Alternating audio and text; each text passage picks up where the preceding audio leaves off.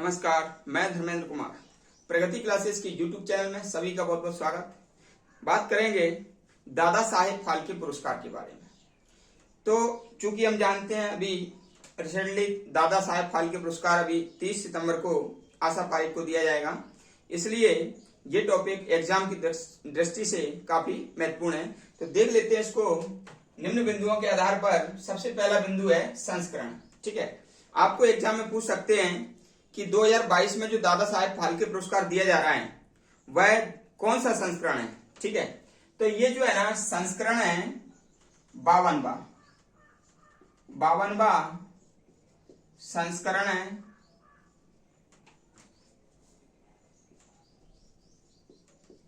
दो 2022 में। ठीक है, ये हमें याद रखना है। 2022 में 52वां संस्करण ये है। ठीक, दूसरा है दादा साहेब फाल्के पुरस्कार। तो दादा साहेब फाल्के जो पुरस्कार है, ठीक है, वो है क्या चीज।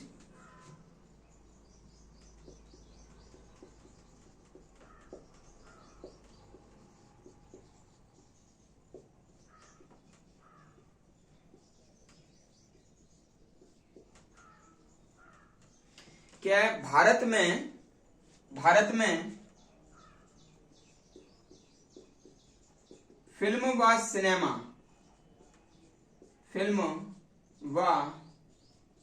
सिनेमा इन दोनों के क्षेत्र में दिया जाता है। फिल्म व सिनेमा के क्षेत्र में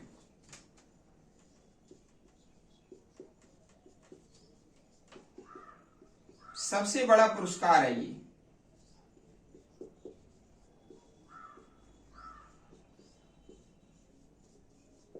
ये हमें याद रखना है। ठीक है, दादा साहेब फाल्के जो पुरस्कार है वह फिल्म व सिनेमा के क्षेत्र में सबसे बड़ा पुरस्कार है भारत का। ठीक है, लेकिन यदि विश्व की चर्चा करें तो विश्व में फिल्म के क्षेत्र में सबसे बड़ा पुरस्कार है ऑस्कर पुरस्कार। ये 1929 से शुरू हुआ था। तो ऑस्कर जो पुरस्कार है वो विश्व में फिल्म के क्षेत्र में सबसे बड़ा पुरस्कार है। विश्व में फिल्म के क्षेत्र में ठीक है ना। और ये भारत में सबसे बड़ा पुरस्कार कौन सा है? दादा साहेब फाल्के पुरस्कार, जो फिल्म और सिनेमा के क्षेत्र में दिया जाता है। फिर बात करते हैं ये जो पुरस्कार है ये शुरू कब से हुआ। तो 1969 में दादा घुंडीराज गोविंद फाल्के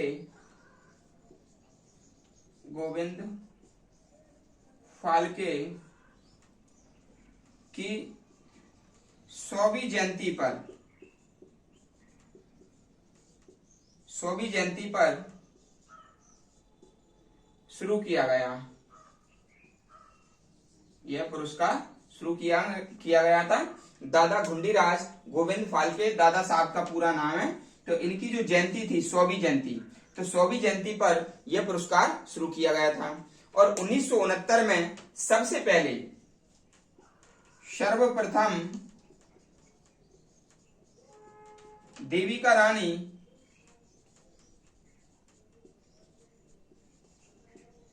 रोरिक को यह पुरस्कार दिया गया था।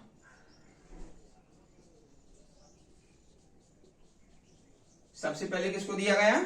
सबसे पहले दिया गया देविका रानी रोरिक। ये हमको याद रखना है। सबसे पहले ऑस्कर पुरस्कार, सबसे पहले दादा साहेब पुरस्कार पाने वाले जो व्यक्ति थी वो थी देविका रानी रोरिक 1969। और यह पुरस्कार दादा साहेब की 100वीं जयंती पर यह शुरू किया गया था। ठीक है, नेक्स्ट हम देखते हैं कि प्रदानकर्ता। ठीक है, तो प्रदानकर्ता जो हैं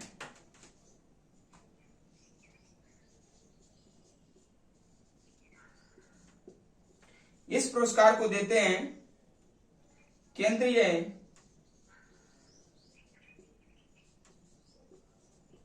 सूचना व प्रसारण मंत्री।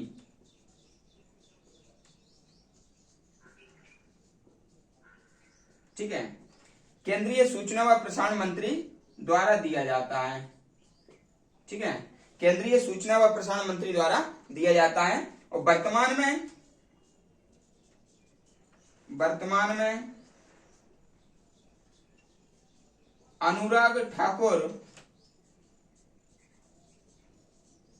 सूचना व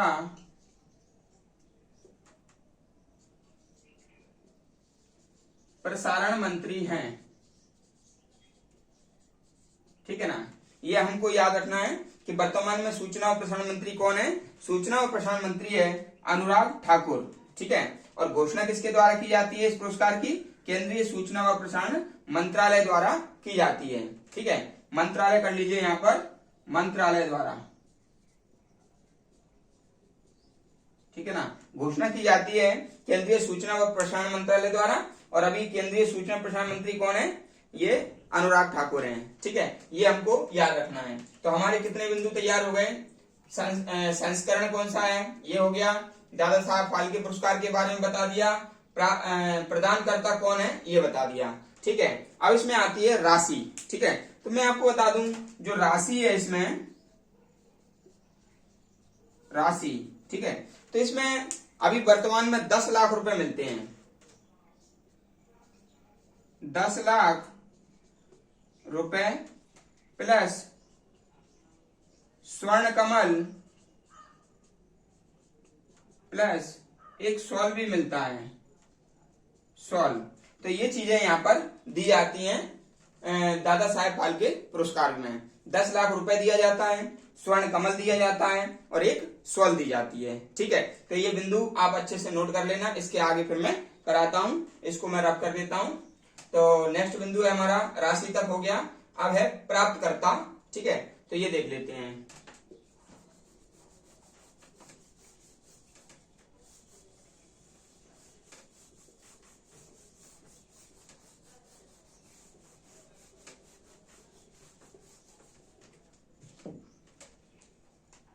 प्राप्तकर्ता,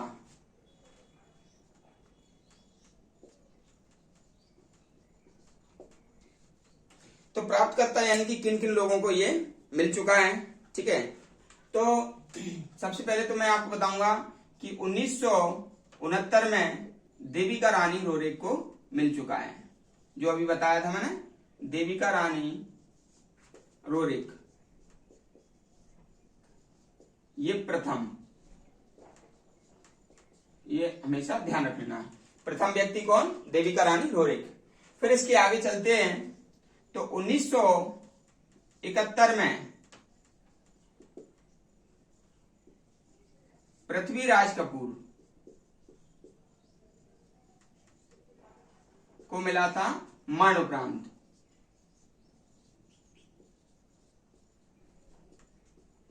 मरणोपरांत यहां पर विशेष लिखेंगे क्योंकि सारा यहां पर याद नहीं करेंगे। जहां से प्रश्न आता है वो चीज मैं आपको यहां पर बताऊंगा।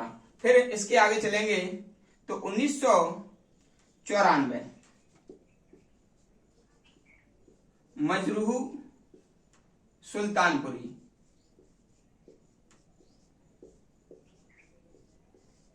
प्रथम संगीतकार।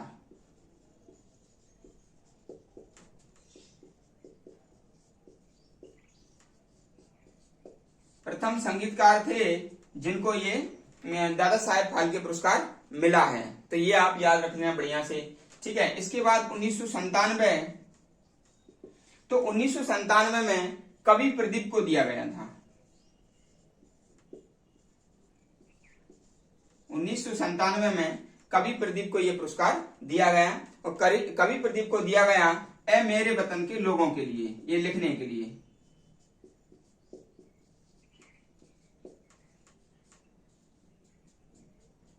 ये गीत लिखने के लिए दिया गया था। ए मेरे वतन के लोगों, गीत लिखने के लिए कवि प्रदीप को दिया गया। ठीक है, ये तो मान लीजिए शुरू के मैंने बता दिए, लेकिन अभी जो वर्तमान में हैं तो उनका और देख लेते हैं। 2018 में 2018 का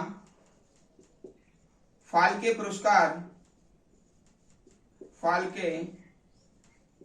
पुरस्कार 2018 20 में अमिताभ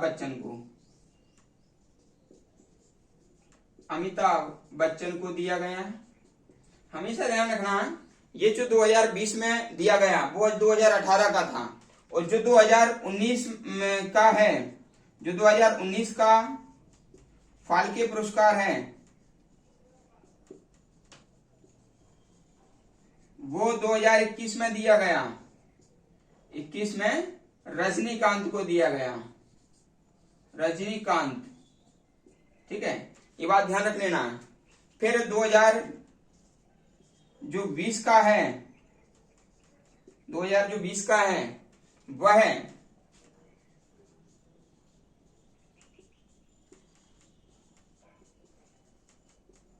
2022 में आशा पारेख को दिया गया। ये हमको याद रखना है भाई। ठीक, तो ये जो है ना 52वां है, ये हमको याद रखना है। 52वां पुरस्कार है, ये 51वां पुरस्कार है, ठीक है ना, और ये 50वां पुरस्कार है, ठीक है ना, 50वां पुरस्कार है। तो ये भी पूछ लेंगे ये कौन सा है। ठीक है, तो ये हमको बिल्कुल याद रखना है। 50वां दादा साहेब फाल्के पुरस्कार किसको दिया गया? अमिताभ को दिया गया। कब दिया गया? 2020 में दिया गया। कब का था? 2018 का था। ठीक है, ये पूछ लेंगे 2019 का किसको मिला? तो 2019 का मिला है रजनीकांत को। कब मिला? 2021 में मिला। कौन से नंबर का था? 51वें नंबर का था। 52वां पुरस्कार किसको मिला? वो 2020 का था। आशा पारेख को मिला है 2022 में। 2 साल पीछे चल रहा है ये। ठीक है, तो इस प्रकार से 3 तरह के प्रश्न यहाँ से आपके बन जाएंगे। अच्छे से इसको याद कर लेना। फिर मैं नेक्स्ट बिंदु देखता हूं। आपका नेक्स्ट बिंदु है आशा पारेख। ठीक है ना, थोड़ा आशा पारेख के बारे में देख लेते हैं, क्योंकि ये अभी इनको 30 सितंबर को यह पुरस्कार दिया जाएगा। आज 29 सितंबर है, एक दिन बाद यानी कि कल मिलने वाला है। तो इनके बारे में थोड़ा जानकारी देख लेते हैं। इसको मैं रब कर देता हूं।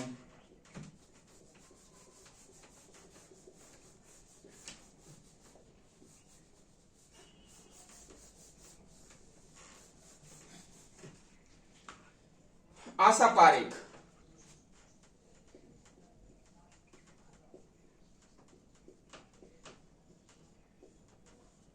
तो आशा पारेख जो हैं ये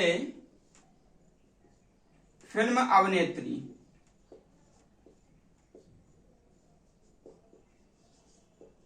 फिल्म अभिनेत्री हैं, फिल्म निर्देशक हैं, निर्देशक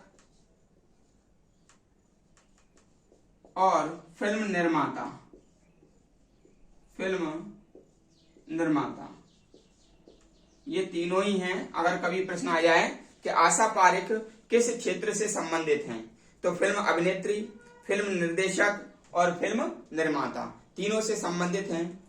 125 से अधिक फिल्मों में इनने काम किया। और इनका जो जन्म है, इनका जन्म है 2 अक्टूबर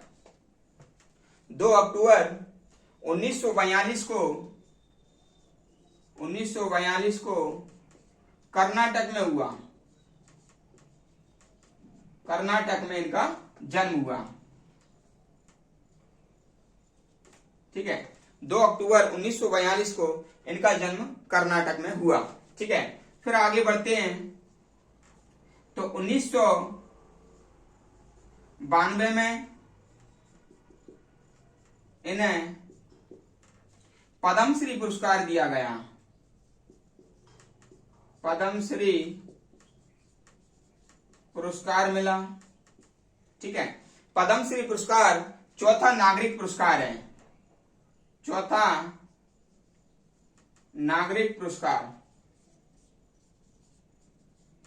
चौथा नागरिक पुरस्कार है। ठीक है, पहला नागरिक पुरस्कार है भारत रत्न। ठीक है, दूसरा है पद्म विभूषण, तीसरा है पद्म भूषण और चौथा है पद्मश्री। तो इनको पद्मश्री पुरस्कार मिला था 1992 में। प्रश्न कहीं से भी आ सकता है, इसलिए ये वाली जानकारी भी आप अच्छे से याद रखना। फिर इसके बाद है 1998 से 2001 तक ये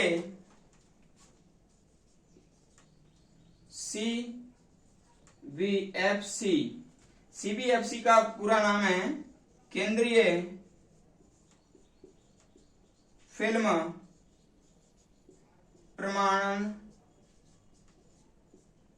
प्रमाणन बोर्ड की अध्यक्ष रही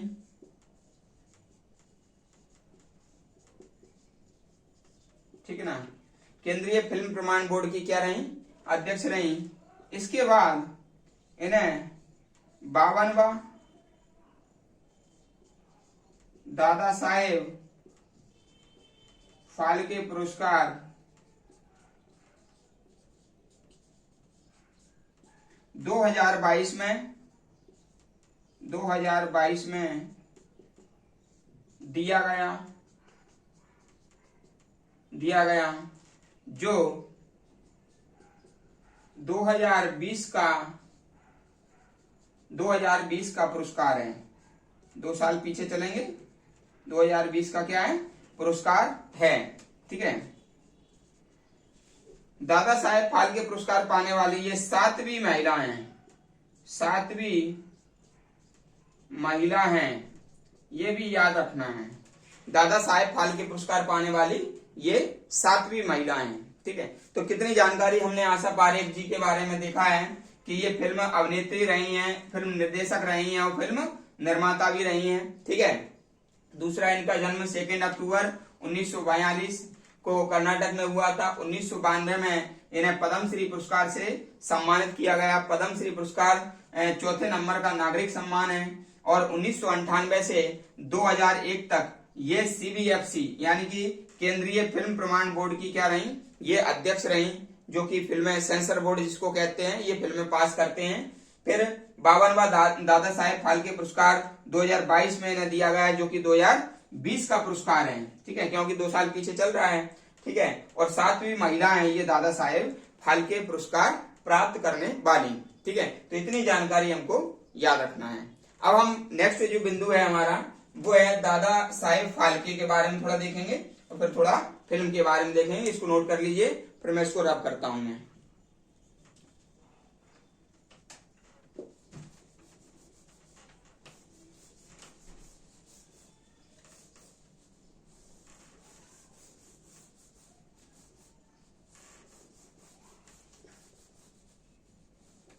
अब देख लेते हैं थोड़ा दादा साहेब फाल्के।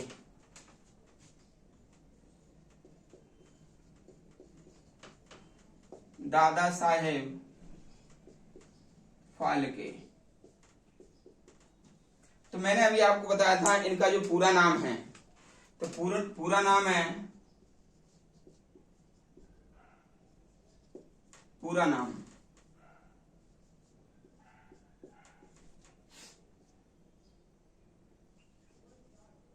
गुंडीराज गोविंद फाल्के। ठीक है, इनका जो जन्म हुआ था 30 अप्रैल 1870 महाराष्ट्र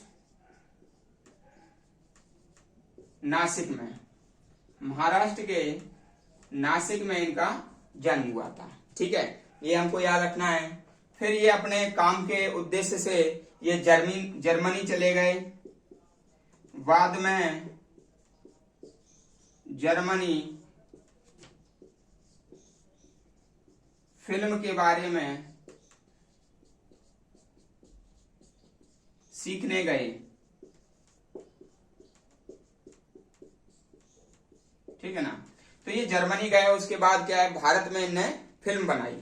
ठीक है, भारत में फिल्म बनाई, तो इनकी जो पहली फिल्म थी, दादा साहेब फाल्के की जो पहली फिल्म थी 1913 में इनकी पहली फिल्म थी। 1913 में पहली फिल्म थी राजा हरिश्चंद्र। राजा हरिश्चंद्र ये मुख्य फिल्म थी। ठीक है, तो इनके जो 100वीं वर्षगांठ पर यानी कि 100वीं जयंती पर भारत सरकार ने फाल्के पुरस्कार की स्थापना की।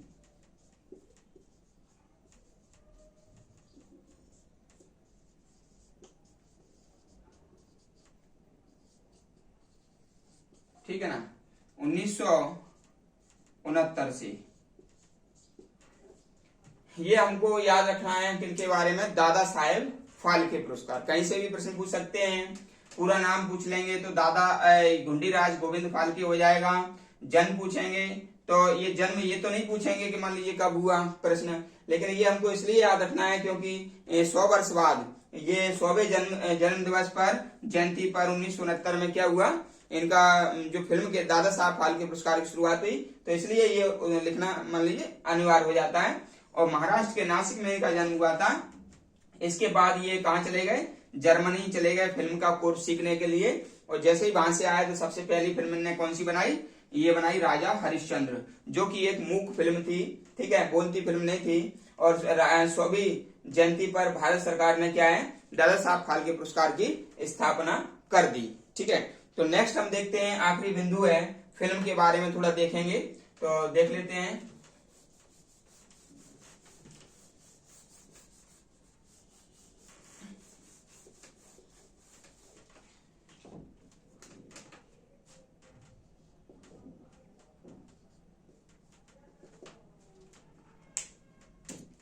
तो ये पहली थी भारत की पहली फिल्म, भारत की पहली फिल्म वो थी राजा हरिश्चंद्र।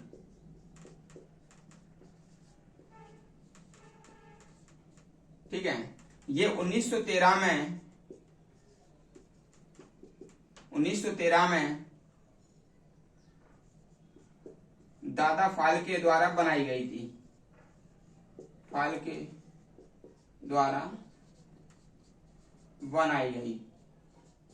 ठीक है ना, ये याद रखना हमको। ठीक है, फिर ये जो राजा हरिश्चंद्र फिल्म थी, हालांकि इससे पहले एक फिल्म बन चुकी थी पुंडरीक। ठीक है, वो 1912 में बनी थी। 1912 में बनी, उसका नाम था पुंडरीक। ये बन गई थी, यानी कि निर्मित फिल्म थी, निर्मित, लेकिन ये रिलीज नहीं हो पाई। बन तो गई थी 1912 में, लेकिन ये रिलीज नहीं हो पाई, यानी कि रिलीज नहीं हो पाई, इसलिए ये जो है ना, रिलीज नहीं हो पाई, इसलिए ये वाली रिलीज हो गई थी, तो ये पहली फिल्म मानी जाएगी। फिर 1931 में जो बोलती फिल्म थी, बोलती फिल्म वो थी आलम आरा। ठीक है ना, आलम आरा, ये आप याद रख लेना, आलम आरा बोलती फिल्म। आरदेसर ईरानी इसके कौन थे, डायरेक्टर थे।